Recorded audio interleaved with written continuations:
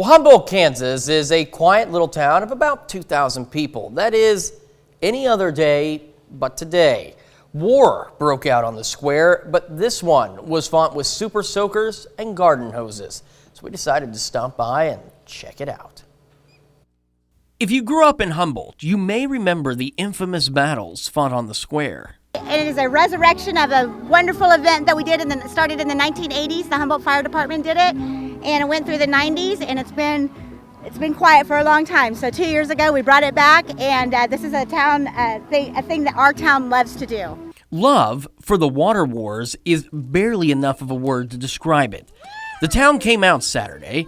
Kunkel estimates they had nearly 1,000 people in 2019, just roughly half the city. She thinks she knows why. It's just nostalgia, and we have all this revitalization coming back. We're just ready to celebrate with our town and everybody from the region, and it's just outdoor play. You've seen what looks like the fun part. Kids spraying each other with their water guns, chasing around the streets. But the real fun kicked off at 11 a.m. when the fire department led a parade of floats around the square and fought back, soaking those hanging around on the side, including us. But in these dog days of summer, it's a welcome gush of water for folks like Crystal Williams and her daughter Isabel.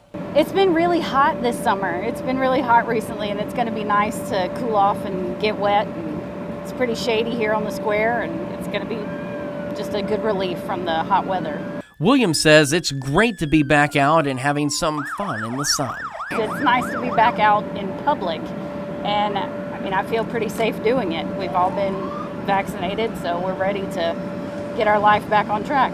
The Williams live just outside of Humboldt, between Iola and the city. The blasts of water continued. Water guns were fired. The carnage unimaginable as hundreds of people ended up drenched. Rick Sharp brought his grandkids up from Chanute after seeing the large buckets of water around town on Friday. I look around and I just see a lot of smiles on faces and everybody's having a good time. I think Humboldt is doing an awesome job to organize and do something like this. Sharp says he was trying to stay dry. I was kind of planning on staying in the dry zone, and I've got a little bit wet, but not too bad. And actually, there's a lot more water being sprayed than I expected. Water as far as the eye could see. Not from a heavy thunderstorm, but from a heavy dose of fun. Something the people of Humboldt were thrilled to take part in. Certainly an exciting time. Kunkel says they're looking forward to making the event bigger and wetter in the years to come.